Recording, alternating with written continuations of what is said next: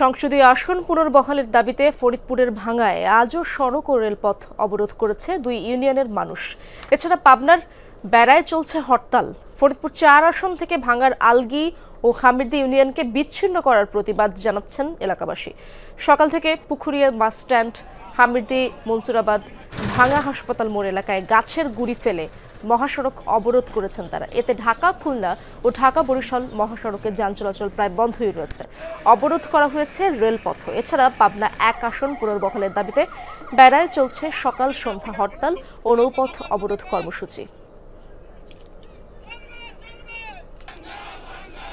দর্শক, ফরিদপুরের ভাঙ্গায় মহাসড়ক ও রেলপথ অবরোধের বিষয়ে আরও জানার চেষ্টা করবো। আমার সহকর্মী তরিকুল ইসলাম হিমেল সেখানে রয়েছেন। হিমেল, বেশ কয়েকদিন যাবতীয় এই অবরোধ কর্মসূচি চলছে, সকাল থেকে আজ আবারও শুরু হয়েছে কর্মসূচি। কি অবস্থা দেখছেন সেখানে, এবং কোনো রকমের আলোচনা হয়েছে কিনা কর্তৃপক্ষের সাথে সেই এলাকার মানুষের?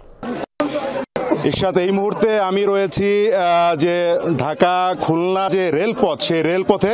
আমার পিছনে আপনার মাধ্যমে যদি দর্শকদের একটু দেখাতে চাই যে গতকাল রাত 11টা খুলনা থেকে যে লোকাল ট্রেনটি ছেড়ে আসছে নকশিকাঁথা এক্সপ্রেস, সেই ট্রেনটি কিন্তু এখানে আটকে দেওয়া হয়েছে। এই জায়গাটি হচ্ছে হামিরদি ইউনিয়নের হামিরদি গ্রাম বলে। এবার পিছনে একটা স্টেশন রয়েছে পুকুরিয়া, সামনে রয়েছে হামিরদি স্টেশনের মাঝামাঝি জায়গায় কিন্তু ট্রেনটি আটকে দিয়েছে এই আন্দোলনকারীরা। এবং যে বিষয়ে জানতে চাইলেন যে প্রশাসনের আলোচনা হয়েছে কিনা, সেইটি বা আলোচনা এখনো পর্যন্ত হয়নি তাদের, যার কারণে তারা আন্দোলন চালিয়ে যাচ্ছেন। এবং তাদের দাবি তাদের দাবি হয় তাহলে তারা তাদের এই আন্দোলন লাগাতার চালিয়ে যাবেন।